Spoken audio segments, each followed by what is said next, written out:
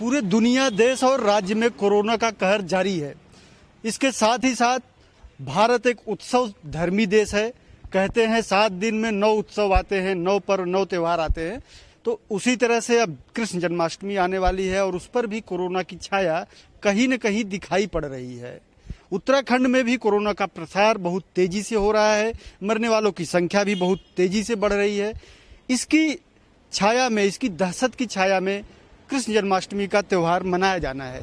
किस तरह से देहरादून में मनाया जाएगा, इस कोरोना की जो दहशत है कितना देखी जाएगी, इस पे बात करने के लिए हम पहुंचे हैं देहरादून के सनातन धर्म मंदिर पे। आप देख सकते हैं यहाँ पे, और यहाँ के जो मुख्य पुजारी जी हैं या जो प्रबंधन में महत्वपूर्ण पद पे हैं, उनसे हम बात करने की कोशिश करेंगे और जानने की कोशिश करेंगे कि इस बार की जो कृष्ण जन्माष्टमी है, कोरोना काल के शुरुआत के बाद पहला ये कृष्ण जन्माष्टमी का त्यौहार पड़ रहा है, तो कितना इस पे कोरोना का असर होगा। पंडित जी, आपका क्या शुभ नाम है?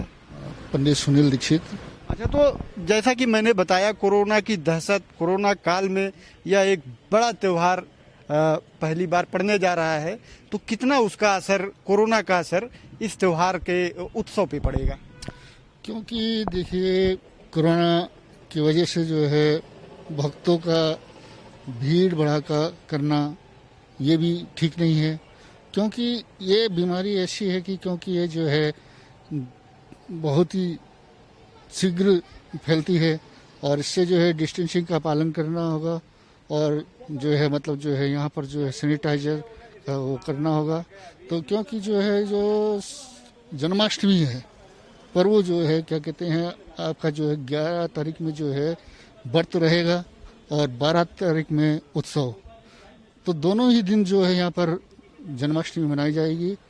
तो इसमें जो है कोई मतलब जो है कोई ऐसा कार्य नहीं किया जाएगा, मतलब कोई उत्सव नहीं किया जाएगा। यह है भक्तों अगर जो आना चाहेंगे डिस्टेंस के पालन से और जो है मतलब जो है दर्शन करते जाएं और चलते जाएंगे। अच्छा पंडित जी, कोरोना का जो असर है वो तो आपने बता दिया कि किस तरह से जो बड़ा भव्य होता है, और खासकर देहरादून और इस मंदिर का जो कार्यक्रम होता है वो कई बार मैं भी शामिल हुआ हूँ, बहुत ही भव्य होता है और हजारों की संख्या में भक्तों का जो यहाँ पे आगमन होता है। लेकिन आज की बात करें और जब ये उत्सव बिल्कुल हमारे सर पे है, तो हम देख सकते किस तरह से मंदिर पे आपने रस्सियों से बैरिकेड लगा रखा है, यहाँ पे आपने लोहे का बैरिकेड लगा रखा है, सिर्फ और सिर्फ ये कोरोना से बचने के लिए है। तो इसका जो असर है, त्योहार की उत्सव धर्मिता, यानी जो एक उत्सव होता है उसमें जो प्रसन्नता होती है, जो खुशी होती है आम भक्तगणों की, उस पर कितना उसका असर देखने को मिलेगा? इस पर देखिए जो भक्त लोग हैं इस पर जो है क्योंकि सुरक्षा जरूरी है, रक्षा और सुरक्षा, इस पर जो है भक्तों को भी ध्यान देना पड़ेगा। और यहाँ की जो है समिति है या कोई वो भी जो है एकदम तैयार है, ऐसे वो नहीं है कि इसमें जो है फिर भी जो है भक्तों को साथ देना पड़ेगा। इसमें ना भीड़ भड़ाका करे, ना कोई मतलब मास्क पहन करके आए, सैनिटाइजर साथ में रखें। नहीं तो वैसे मंदिर में भी सैनिटाइजर की वो सेंसर मशीन लगाई गई है और सब चीज़ व्यवस्था की गई है।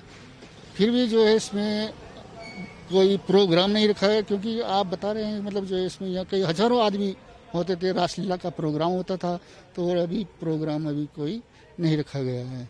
इसलिए जो है यहाँ पर जो है थोड़ा सा सुरक्षा के लिए वजह से जो है कोई प्रोग्राम नहीं है।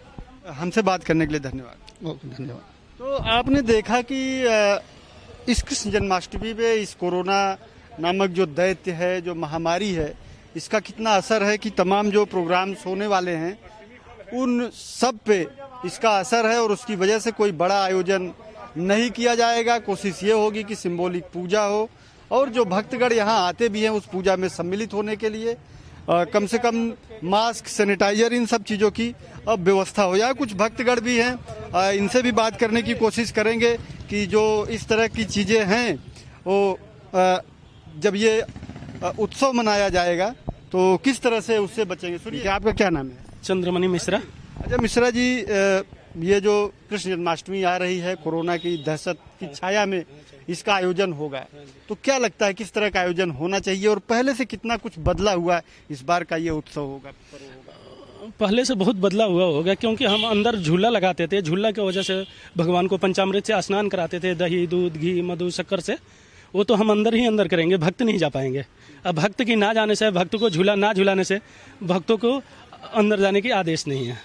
वो सिर्फ आएंगे और दर्शन करके निकल जाएंगे। तो इस बार बहुत परिवर्तन है, बहुत कम भीड़ है, न किसी को प्रसाद भी नहीं दिया जाएगा। तो बिल्कुल आपको लगता है कि इससे जो है हम एक बड़े खतरे से अपनी जो सतर्कता है उसे दिखा सकते हैं, बच सकते हैं। हाँ जी। ठीक है, हमसे बात करने के लिए धन्यवाद। नहीं, हमारे आस्था पूरी है, मन का उल्लास हमारा पूरा रहेगा, लेकिन उतना नहीं हो पाएगा कि जैसे हम आके मंदिर में प्रसाद चढ़ा रहे थे, अपने जो हम बना रहे थे सामग्री वो लाके चढ़ा रहे थे, वो हम इस बार नहीं कर पाएंगे। मतलब ये इस बार काफी अलग होगा आपके लिए। हाँ, मतलब पहले से अलग होगा और सब लोगों के हित में भी यही है कि हम अलग ही रह के मनाएं। क्या लगता है इस बार का जो त्योहार है कितना अलग होगा ये? नहीं, ठीक ही है, वो जैसा माहौल है वैसा ही रहना पड़ेगा, अब क्या करा जाए। मतलब उस अलर्टनेस सतर्कता को हाँ हाँ, ऐसा कुछ नहीं है। वो तो पता है कि सावधानी जरूरी है, सावधानी बहुत जरूरी है। शायद आप मंदिर प्रबंधन से ही जुड़े हुए व्यक्ति, इनसे भी कोशिश करते हैं। महाराज जी, इस बार का जो जन्माष्टमी पर्व है वो किस तरह से पहले के पर्व से अलग होगा, जबकि कोरोना की दहशत बहुत बुरी तरह से तारी है। सैकड़ों की संख्या में लोगों की मौत हुई है उत्तराखंड में और हजारों की संख्या में लोग संक्रमित हुए हैं। तो इस बार का ये पर्व किस तरह से अलग होगा? इस तरफ से ये होगा कि जैसे बाहर से माथा टेकेंगे, जैसे प्रसाद लेना, चढ़ाना, लेना देना, इसमें कुछ है नहीं। ये सारे व्यवस्था कर रखा है, ये रेलिंग का रस्सी का लगा रखा है, माथा टेके अपना दर्शन करेंगे, चले जाएंगे। ये कोरोना से बचने का उपाय। ठीक है, तो आपने देखा कि किस तरह से इस पर्व, जो एक बड़ा पर्व है, साल में एक बार आता है और कोरोना काल की शुरुआत के बाद ये पहली बार पड़ रहा है, तो उसको लेकर के मंदिर प्रबंधन या इससे जुड़े हुए जो लोग हैं किस तरह की तैयारियों को करके बैठे हुए हैं और किस तरह से इसको अंजाम देंगे, इस कार्यक्रम को प्रतीकात्मक रूप से संपन्न करेंगे। कैमरामैन तिलक शर्मा के साथ देहरादून से धीरेन्द्र प्रताप सिंह।